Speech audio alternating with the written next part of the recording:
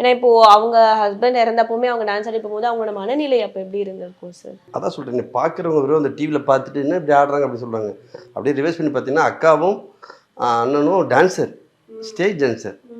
நானும் அதான் சொல்கிறேன், எங்கள் அம்மா அது எனக்கு தெரியும் எங்கள் அம்மாவுக்கு எப்படி பிடிக்கும். அதேமாதிரி அவங்க லவ் பண்ண இடம் அங்கே தான், ஸ்டேஜில் தான். அங்கே தான் லவ் ஆச்சு அவங்களுக்கு. அதனால் புருஷனை அனுப்பும்போது ஆடுறது தப்பே கிடையாது. அந்த இடத்துல நான் சப்போஸ் நான் நேற்று போயிருந்தேன்னா கண்டிப்பாக நான் ஆடியிருப்பேன். நமக்கு தெரிஞ்சது அதானே, தெரிஞ்சதானே காட்ட முடியும். ஏன்னா எல்லாருமே அந்த ஒரு விஷயத்துக்கு கீழே பாசிட்டிவாக பேசுகிற நிறைய ஆட்கள் இருந்தாலும் ஒரு சில அந்த நெகட்டிவ் கமெண்ட்ஸில் நிறைய பேர் சொல்கிறது வந்து ஏன்னா இப்படி ஆடுறாங்க, இவங்களுக்கு எப்படி ஆட தோணுது, அதுவும் சிரிச்சுட்டே ஆடுறாங்க கவலை இல்லாமல். ஸோ இந்த மாதிரியான கமெண்ட்ஸ்லாம் பார்க்கும்போது அவங்களுக்கு அது புரியலையோ. இப்போ அண்ணன் என்கிட்டயே கோயம்புத்தூரில் எனக்கு எதாவது ஆகிடுமோ தோணுது அப்படி சொல்லும் போது கண்டிப்பாக ஒய்ஃப்ட்டு ஷேர் பண்ணியிருப்பார். என்ன படிக்க நமக்கு தெரியாது. அம்மா நான் போயிட்ட அப்புறம் நீ அழுவக்கூடாது, எல்லாம் சொல்கிறது தான். எங்கள் அம்மாவும் என்கிட்ட அதான் சொன்னாங்க. ஸோ நான் சொல்லியிருக்கேன்ல, நான் எல்லாருக்கிட்டையும் சந்தோஷமாக இருக்கணும், சந்தோஷத்தை காட்டுது எங்கள் அம்மா தான் இது வரைக்கும் அப்படி சொன்னேன்.